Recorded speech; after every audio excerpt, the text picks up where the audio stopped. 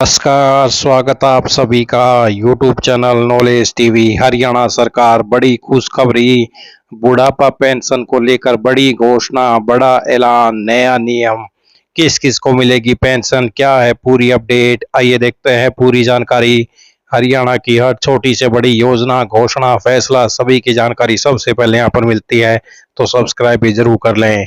तो चलिए देखते हैं हरियाणा बुढ़ापा पेंशन को लेकर बड़ी घोषणा।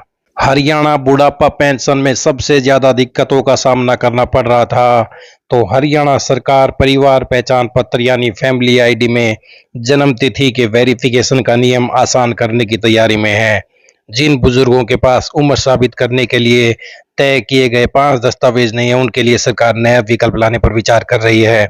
ऐसे मामलों में परिवार पहचान पत्र में दर्ज बड़े बेटे या बेटी के दस्तावेज के आधार पर भी उम्र की पुष्टि की जा सकेगी।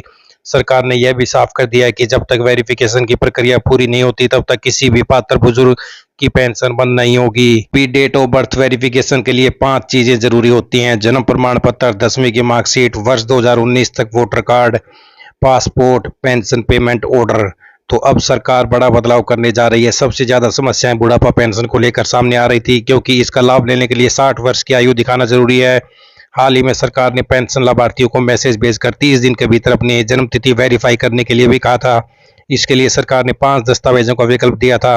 हालांकि जिन लोगों के पास उम्र साबित करने के लिए इनमें से कोई दस्तावेज नहीं, उन्हें परेशानी का सामना करना पड़ा था। तो पीपीपी के कोऑर्डिनेटर के मुताबिक किसी समस्या के समाधान के लिए सरकार नया विकल्प लाने पर विचार कर रही है। इसके तहत फैमिली आईडी में दर्ज पेंशन लाभार्थी के बड़े बेटे या बेटी की उम्र के आधार पर वेरिफिकेशन कर दिया जाएगा। यह देखा जाएगा कि बड़ी संतान की उम्र 42 वर्ष या उससे अधिक है या नहीं। यदि ऐसा है तो संबंधित व्यक्ति की उम्र 60 वर्ष या उससे अधिक मानते हुए पेंशन के लिए पात्र माना जा सकेगा। तो ये बड़े बदलाव। तो वहीं ये भी कहा है कि किसी की भी पेंशन नहीं कटेगी, किसी भी पात्र नागरिक की पेंशन नहीं काटी जाएगी। भविष्य में लाभ बिना किसी बाधा के मिलता रहे, इसके लिए फैमिली आईडी में जन्म तिथि का सत्यापन जरूरी है।